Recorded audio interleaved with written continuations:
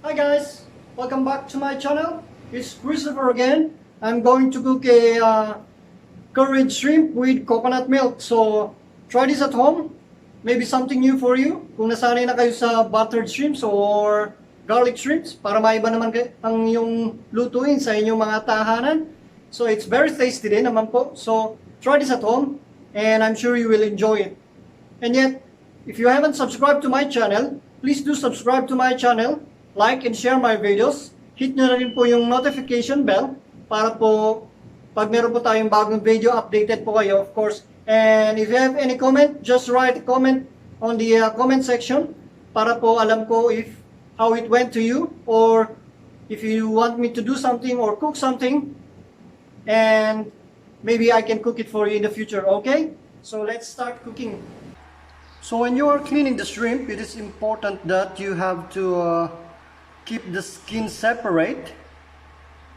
Later on, we are going to use it for another menu. I'm going to make another soup. Well, you will see it on another video, but at this time, I'm just gonna peel off the skin of the shrimp, remove the head off, and keep it separate. Head, very tasty when you make the soup. For this menu, it's important that you use the skinless shrimp or remove the skin of the shrimp. It is easier to cook it this way or eat it later on, so no hassle. There you go. All the head and the skins. These are very important part to make the soup. Make it tasty. Now this is ready to be cooked. Yes.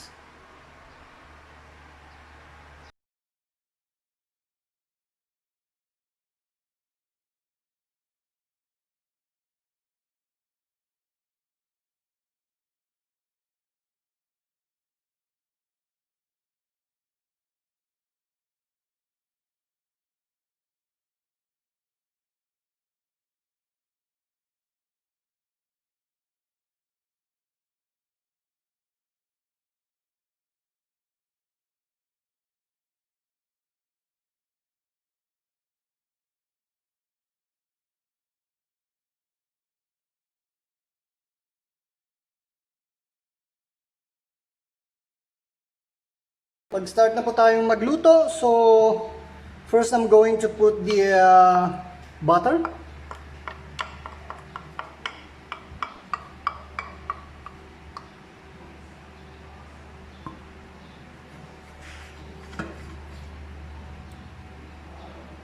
After the butter, then we put the ginger.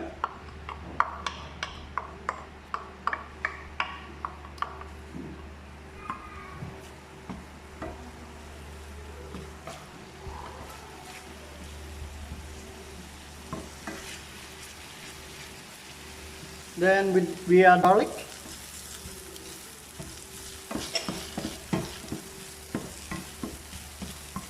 And the onion.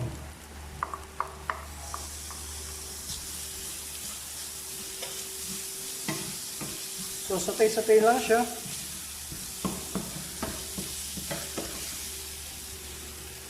Then we add the calamansi juice.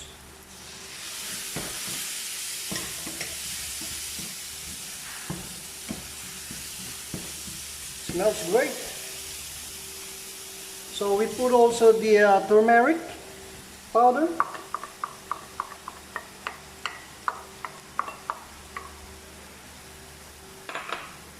And of course our curry powder.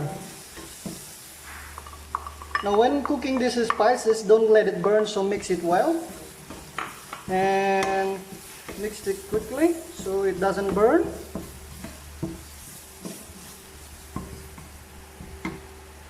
Then we add our, of course, shrimp.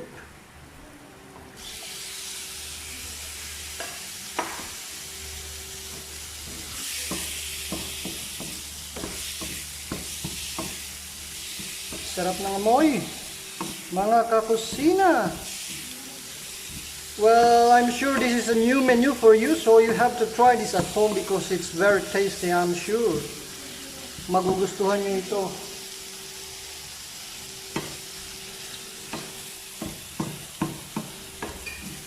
Lagay na rin natin yung ating salt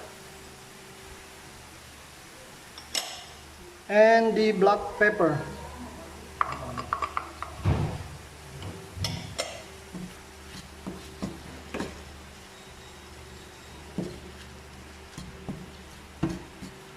Haluin lang natin siya, then ang sarap ng amoy, mga kakusina. Gutom na ako sa amoy. Tsak, panibagong luto na naman sa inyo to, mga kakusina. So try nyo na to.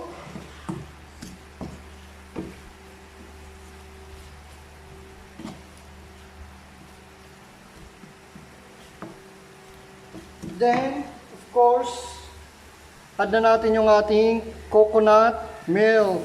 I'm adding more coconut milk to make extra sauce because kids love the sauce to mix with the rice.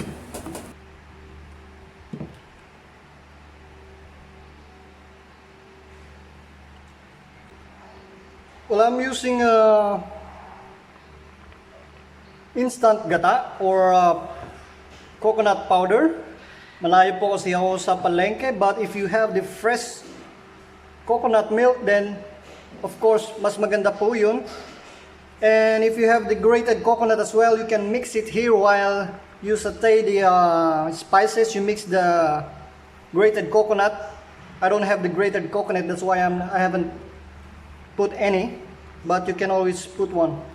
Then pag malapit siyang maluto, add ko po yung ating mustard seeds. If you have what you call this, yung mustard seeds na hindi ground or hindi powdered, pag nagsasatay kayo at the first, yan po yung ilalagay yung mustard seeds muna. But then since this is powdered, I'm putting it last.